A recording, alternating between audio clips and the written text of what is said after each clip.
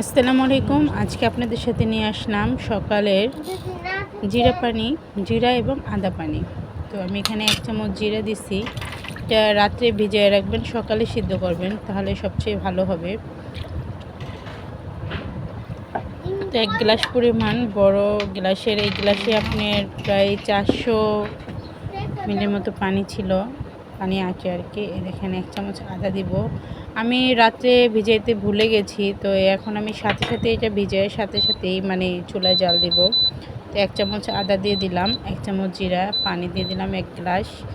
আপনার বড় গ্লাসের 1 গ্লাস পানি দেওয়া হয়েছে। তো এই দেখেন আমার এটা ফুটানো হয়েছে।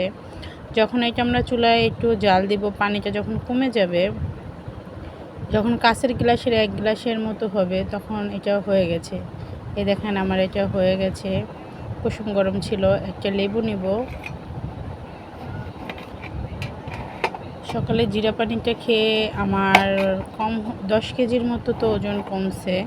সাথে আমি ভাত খুব কম খাই না যে তা, তবে কম খাই। সকালের খাবারটা আমি খাই না বললেই চলে। সকালে জিরা পানিটা আমি খাই, জিরা আদা পানি। তো একটা লেবু আমি পুরোটাই এখানে চিপড়ে দিয়ে দেবো। আপনারা এইভাবে যদি নিয়মিত জিরা পানি আদা পানিটা খান, তো কিছুটা হলেও আপনার ওজন নিয়ন্ত্রণ থাকবে। যে ওজনটা বাড়ে সেটা বাড়বে না। আর আদা পানি জিরা পানির কথা তো না বললেই চলে, অনেকেই জানেন। এটা কিন্তু চর্বি কাটে, আদা গ্যাস্ট্রিক কমায়, ত্বক সুন্দর রাখে। তো আপনারা চেষ্টা করবেন খাওয়ার জন্য। এই দেখেন কইমা কিন্তু আমার এই যে কাঁচের গ্লাসের 1 গ্লাস হয়েছে।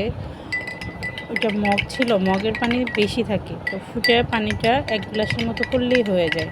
1.5 গ্লাস পরিমাণ পানিটা দিবেন, ফুটে 1 গ্লাসের মতো করবেন। এই যে আমাদের রেডি সকালের জিরা।